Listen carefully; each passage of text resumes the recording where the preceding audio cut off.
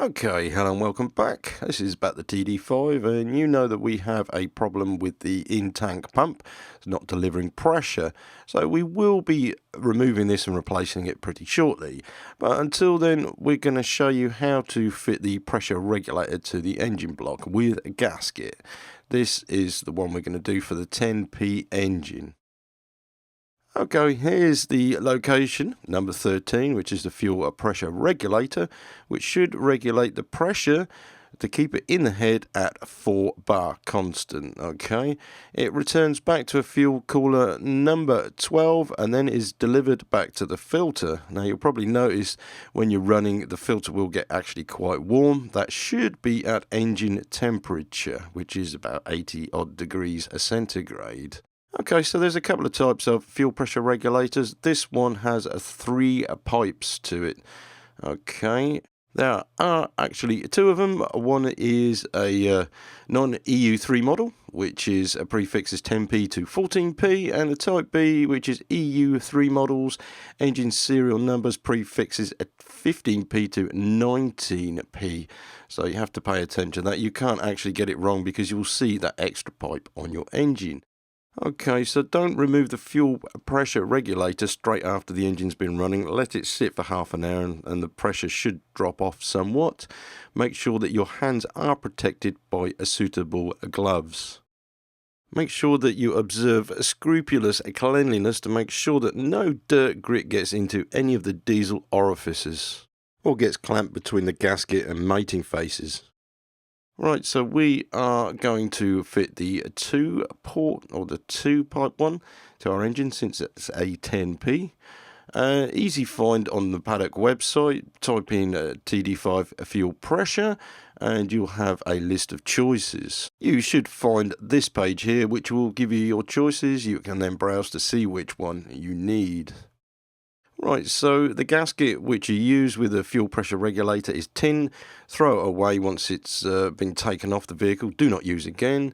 There are 2 choices of gasket. Now this depends on which engine number you have. There is a difference in them. As you can see here, the one that we've taken off our engine is different to this one here. If you look on the Paddock website here, you will see that it starts from a certain engine number. Otherwise, use like for like. Right, so this is strippable. If it has a leak, you can replace an O-ring. Number 10 is your pressure regulator, which will be a spring controlled in there somewhere. Basically, it's not worth stripping and repairing. You will just need to fit another one. Number 13 is a gauze, which you could check. It's in the engine block. And number 12, you must not lose that O-ring from where it fits onto the engine. Right, so the position is left-hand side as you're looking at the front of the engine at the back corner. Okay, so you have a fuel cooler in this particular vehicle under the manifold. You can see the coolant pipe go into it. There's an in and an out pipe.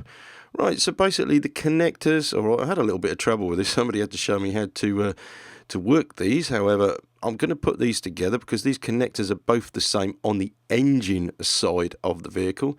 Okay, so it has a rubber cover which you slip off and then you pull the plastic part up and pull the union off.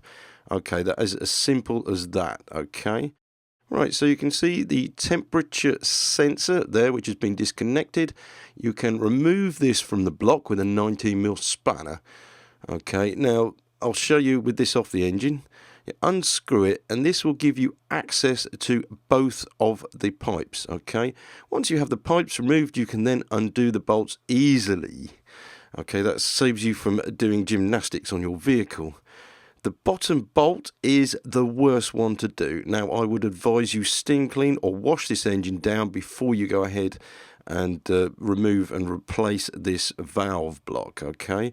So, the same thing here. I've stripped it down, perfectly clean, and then I'm going to fit it back into place and then put the pipes back and then put the temperature sender back in, okay? So, bolt at the bottom there is a real pain in the backside, but you can get it from the top doing it this way.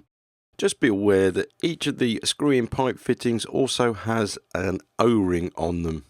Okay, so the bolts are done up to 25 Newton meters, the pipes are done up, just nipped up, and the fuel temperature sender is done up to 14 Newton meters.